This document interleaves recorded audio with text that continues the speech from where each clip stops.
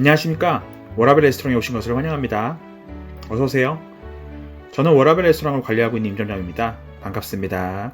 오늘의 메뉴는 오늘은 1990년대부터 현재까지 이어오는 무한리필 음식점에 대해 알아보겠습니다. 저는 여러가지 음식을 동시에 먹고 싶은 만큼 먹는 걸 좋아하기 때문에 뷔페나 무한리필을 굉장히 좋아합니다. 예를 들어 삼겹살 1인분에 10,000원이 넘는 곳보단 10,000원 초반의 돼지고기 무한리필이 가격도 더 합리적이라고 생각하며 찾아다니고 있죠.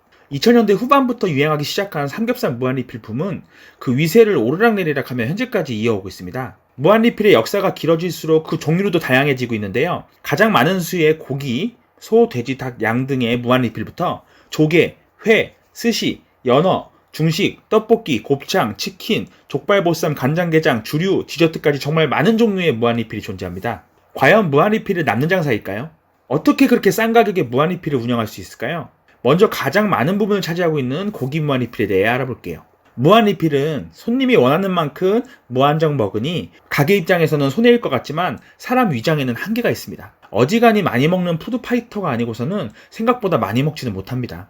이는 바로 위장으로 한계를 정하는 셈입니다. 또는 무한리필집은 다른 가게와는 달리 남는다고 포장해서 가져가는 것도 불가능합니다. 그리고 이런 류의 가게들은 대부분 식사 제한 시간을 정해두고 있어서 카페처럼 천천히 여유롭게 있지도 못하죠.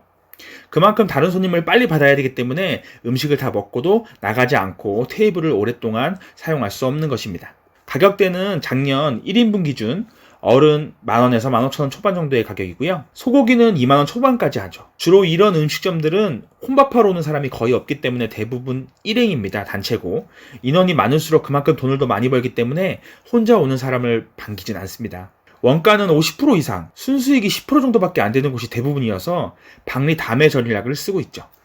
고기 맛은 천차만별인데요. 그나마 좀 가격을 세게 받는 곳은 그럭저럭 괜찮은 맛을 느낄 수가 있어요. 낮은 단가에 맞춰서 무한리필이 가능하게 하려면 이제 싸고 질 나쁜 고기를 쓸 수밖에 없겠죠. 가격대가 점점 내려갈수록 푸석푸석한 고기만도 못한 식감을 느낄 확률이 높아집니다. 맛도 맛이지만 대량으로 냉장고에 보관하여 여러 사람의 손길이 닿게 되는 구조 특성과 고기의 출처를 알기 어려운 탓에 위생 자체도 일반 고깃집과 달리 떨어지는 편이라 민감한 사람들은 식사 10분 만에 배를 부여잡는 경우도 생긴다고 합니다. 그러나 2010년 이후부턴 고기 뷔페 프랜차이즈가 많이 생겨나며 서비스나 제공되는 음식, 사용법 등이 대체적으로 규격화되어 질이 어느 정도 올라갔다고 할 수 있습니다.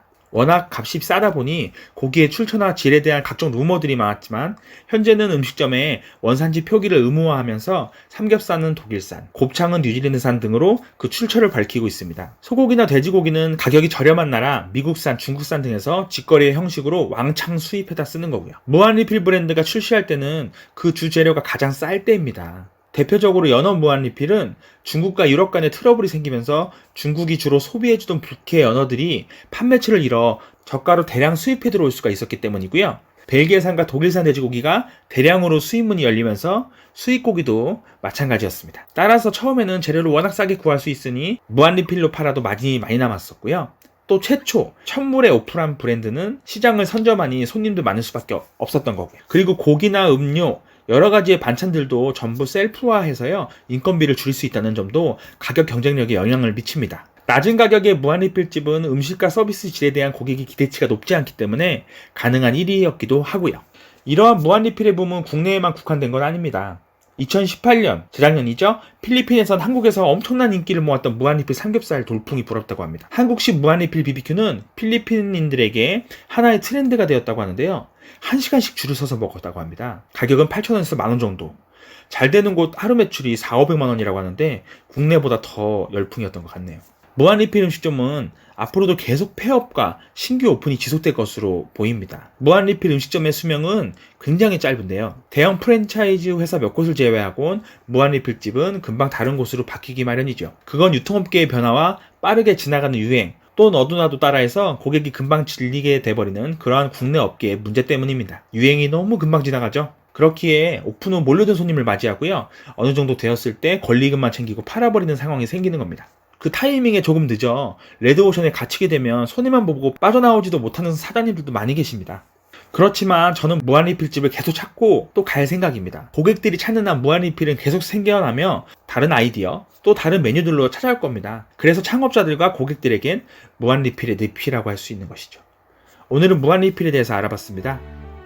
네, 고객님, 오늘도 즐거운 시간 되셨나요? 저희 워라벨 레스토랑의 메뉴는 무한 리필이고 공짜입니다. 다음 시간에도 유익한 정보로 찾아오도록 하겠습니다. 감사합니다. 안녕히 가세요.